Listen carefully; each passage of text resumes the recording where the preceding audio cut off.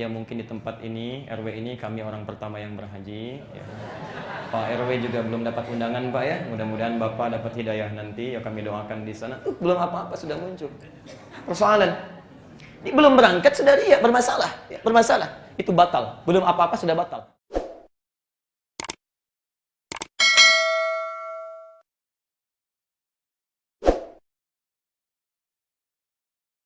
Ada 3 jenis ilmu dalam setiap ibadah.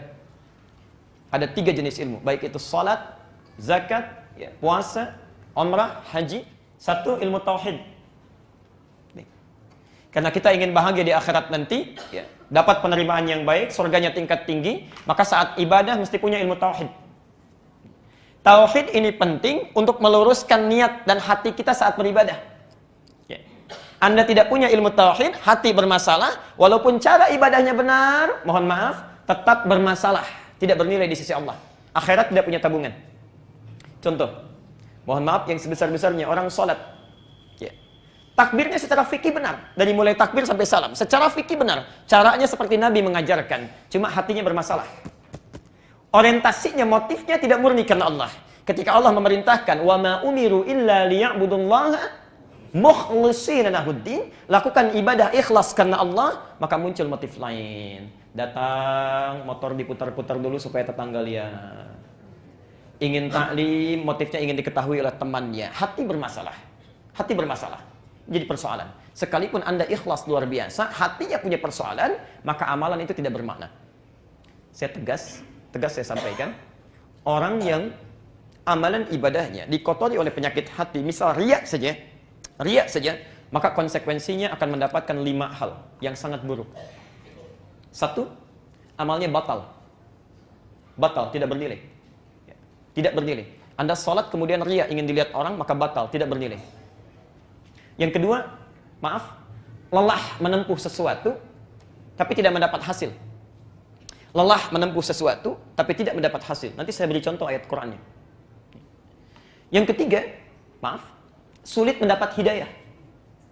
Sulit mendapat hidayah. 1, batal amalan. Yang kedua, lelah melakukan sesuatu, tapi tidak mendapat hasil. Cuma gerak, sholat, tutup, turun, salam lagi, tapi nggak ada hasilnya. Yang ketiga, sulit mendapat hidayah. Yang keempat, disebut oleh Quran sebagai orang munafik. Sebagai orang munafik. Insyaallah, hati-hati. Dan yang kelima, bila tidak bertobat selama hidupnya, maka akan dibawa sampai meninggal. Akan dibawa sampai meninggal dunia. Contoh, Quran surah 2 Al-Baqarah 284. Sudah. Ya ayyuhalladzina amanu, hai orang-orang yang beriman, la tubtilu shadaqatikum bil manni wal adza. Jangan kalian batalkan. Ya. Batal itu artinya gugur. Ya. Shadaqatikum. Ya. Ingat, apa itu sedekah? Sedekah itu setiap kebaikan yang kita lakukan. Ya. Dalam bahasa Quran disebut sedekah. Ya. Di antum kalau salat itu bagian dari sedekah, jenisnya salat. Baca Quran itu sedekah, jenisnya baca Quran. Ya. Dengan harta itu sedekah, jenisnya dengan mal, harta. Jamaknya disebut dengan sedekah banyak. Kata Al-Quran, ada orang-orang yang membatalkan sedekahnya, salatnya batal. Secara fikih salat, ya, tapi batal kata Allah. Dia baca Quran tapi batal, pahalanya batal. 1, bil manni wal adza, dengan penyakit yang mengganggu dan merusak. Apa contohnya? Perhatikan. Kalladzi yunfiqu malahu ria'an nas. Seperti orang infak riya, ingin dilihat oleh orang lain. Orang salat riya, bukan infak saja, karena ada orang salat riya. Fawailul lil musallin alladzina hum an salatihim sahun alladzina hum yura'un. Riya. Salat riya, infak riya, mau haji riya. Ada yang begitu? Ada, tidak sedikit. Bahkan belum haji sudah riya. Orang dikumpulkan, udah kumpul banyak, 1 RT, 1 RW, niatnya baik, minta support, doa, minta maaf. Bapak Ibu sekalian, kami akan berangkat haji dan mohon doakan supaya perjalanan lancar, baik, tidak ada kendala. Ini undangan yang sangat bermakna. Paragraf pertama nyaman. Paragraf kedua, ya mungkin di tempat ini, RW ini kami orang pertama yang berhaji. Ya. Pak RW juga belum dapat undangan Pak ya. Mudah-mudahan Bapak dapat hidayah nanti. Ya kami doakan di sana. Belum apa-apa sudah muncul persoalan. Ini belum berangkat sudah dia bermasalah. Ya, bermasalah. itu batal. Belum apa-apa sudah batal. Belum berangkat. Ya. Perhatikan. La tubtilu shadaqatikum bil manni wal adza kalladzi yunfiqu malahu ria'an nas famathaluhu kamathali safwanin 'alaihi turabun fa asabahu wabilun fatarakahu salda la yaqdiruna 'ala syai'in mimma kasabu. Orang seperti ini kata Al-Qur'an itu cuma orang lelah menenun sesuatu, capek berusaha tidak dapat apapun. Capek berusaha tidak dapat apapun. Seperti orang naruh pasir di atas batu yang licin, pasirnya menggelinding ke bawah, ditimpa air bah tidak berbekas. Hati-hati dengan riya, hati-hati dengan penyakit hati. Karena ada orang yang akan beribadah haji berangkat sudah riya duluan, itu lebih baik bersihkan dulu sebelum berangkat. Batal. Persoalan. Teruskan. Ya. 3 tadi. Wallahu la yahdil qaumal kafirin. Allah tidak akan memberi hidayah pada orang kafir, diserupakan dengan orang kafir. Ya. Bahkan orang kafir yang baik pun itu masih dapat hidayah. Orang kafir yang baik, ada orang kafir senang membantu, senang menolong, memberikan bantuan, itu berpeluang diberi hidayah. Bahkan kita pun memohon kepada Allah, ya. Ya Allah, berikan dia hidayah. Ya Allah, dia berikan petunjuk, berikan dia petunjuk. Orang Islam ibadah riya, sombong, ingin diketahui, dilihat, sulit. Bahkan kita pun tidak nyaman ketika berpapasan. Hati-hati. Yang keempat disebut munafik. An-Nisa 142. Innal munafiqina yukhadi'una Allah wa huwa khadi'uhum. Wa idza qamu ila sholati qamu kusala yura'unan nas.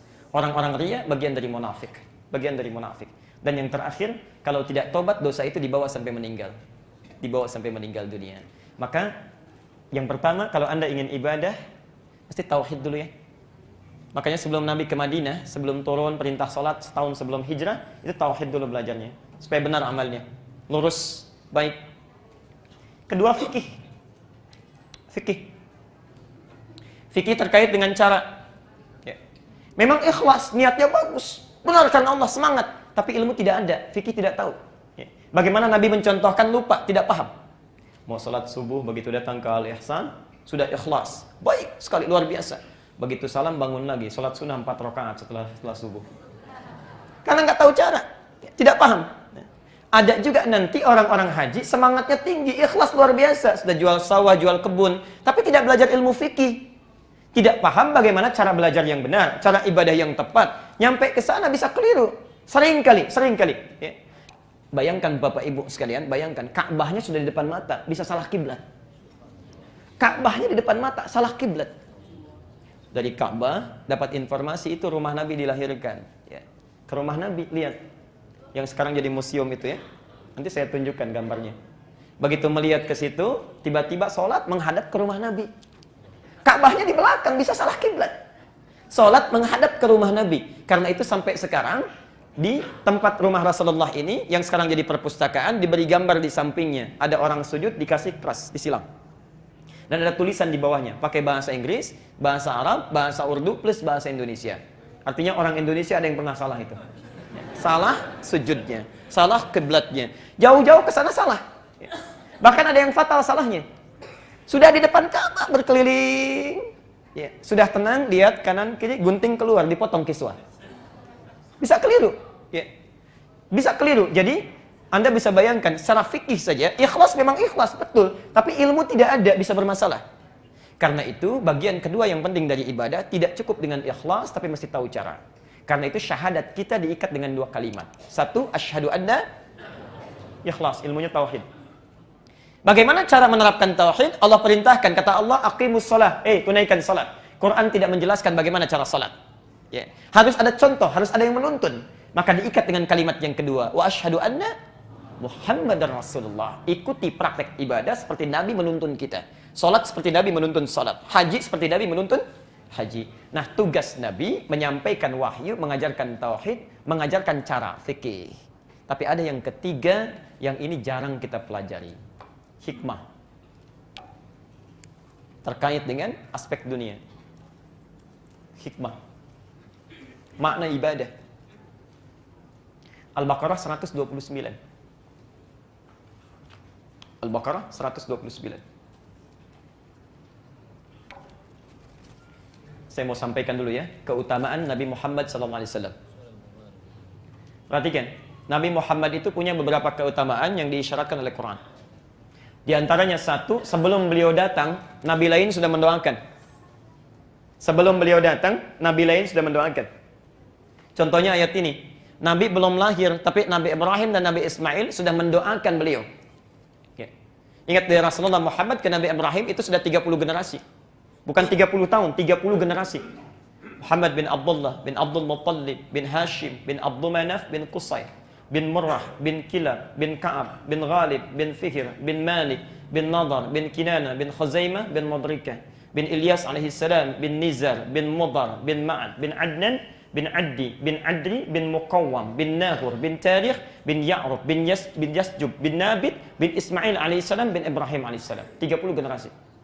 Satu generasi mungkin bisa 500 tahun, ya, bisa 1000 tahun. Nabi Nuh alaihissalam 950 tahun berdakwah. Bisa demikian. Jadi sebelum Nabi lahir, Nabi Ibrahim dengan Ismail sudah berdoa. Ketika mereka sudah berhasil meninggikan bangunan Ka'bah, pelan-pelan. Ka'bah zaman Nabi Adam sudah ada. Zaman Nabi Nuh terkena banjir, tersapu atasnya, tersisa pondasinya. Dalam bahasa Arab, pondasi kalau satu disebut qaidah. Qaidah. Kalau banyak disebut qawaid. Zaman Nabi Ibrahim dengan Nabi Ismail, diminta Ibrahim dengan Ismail meninggikan pondasi Ka'bah yang hancur itu. Ditinggikan lagi, bukan membangun, meninggikan. Turun ayat Al-Baqarah 127. Wa idh yarfa'u Ibrahimul qawa'ida minal baiti wa Ismail. Jelas sampai sini? Quran perintahkan untuk meninggikan bangunan Ka'bah. Jadi Ka'bahnya pelan-pelan Nabi Ibrahim mulai akan meninggikan. Langkah pertamanya melangkah di sini. Langkah pijakan pertama untuk melakukan sesuatu disebut dengan maqam. Ya. Pijakan pertama untuk melakukan sesuatu disebut dengan apa? Maqam. Sampai sekarang disebut maqam Ibrahim. Ketika beliau akan mulai meninggikan bangunan Ka'bah, di sudut yang lain datang anaknya Ismail. Ya, merasakan bagaimana bapaknya bekerja, punya beban di situ. Maka datang dari ujung ingin membantu, membawa batu. Batu dalam bahasa Arab disebut dengan hajar. Hajar. Ya. Kalau disusun-susun sehingga menjadi susunan tertentu disebut dengan hijar. Oke? Sampai sekarang disebut apa? Hijar Ismail. Datang dari satu sisi. Asalnya itu Ka'bah penuh, pas. Cuma karena terjadi kebakaran, ya, nanti kemudian akan diperluas, dibangun kembali, hartanya tidak cukup. Ya. Hartanya tidak cukup. Sehingga area itu kemudian dibatasi menjadi Hijar Ismail. Dan insya Allah hikmahnya bagi kita, itu sama, yang sholat di sini sama dengan sholat yang di dalam Ka'bah. Ya. Di orang yang sholat di Hijar Ismail, itu sama dengan di dalam Ka'bah. Pelan-pelan sebentar. Selesai membangun ini, keduanya berdoa. Perhatikan doanya. Ayat 129, saya lompat saja langsung. Rabbana wab'ats fihim. Ya Allah, nanti mohon utus seorang rasul dari kalangan mereka, rasulan minhum, tapi dari Mekah saja. Sekitar Ka'bah. Yang membawa 4 tugas. Perhatikan 4 tugasnya. Nabi diturunkan oleh Allah, dipilih oleh Allah, membawa 4 tugas. Dan 4 tugas ini akan kita lihat pada diri kita. Sudah termaksimalkan atau belum? Jangan-jangan baru 1 tugas kita yang benar. Baru 2 tugas yang kita lakukan. Harus 4. 1. Yatslu alaihim ayatika. Menyampaikan wahyu. Bentuknya Quran sekarang. Nabi itu ketika turun ayat, tidak boleh disembunyikan. Langsung sampaikan. Yatslu alaihim ayatika. 2. Wa yu'allimuhumul kitab. Mengajarkan kandungan Quran lewat hadis. Yu'allim. Mengajarkan isinya. Ya. Turun perintah salat. Aqimus salat, tunaikan salat. Al-Baqarah 43. Wa aqimus salat, tunaikan salat. Kita bertanya pada Quran bagaimana caranya. Tidak disebutkan cara ruku, cara sujud, tidak disebutkan. Maka tugas Nabi menerangkan begini cara salat, dari takbir sampai dengan salam. Jelas? Tapi tidak cukup sampai 2. Ini kelemahan kita. Yang ketiga, wal hikmah. Mengajarkan hikmah di balik ibadah itu. Apa maksudnya berdiri begini?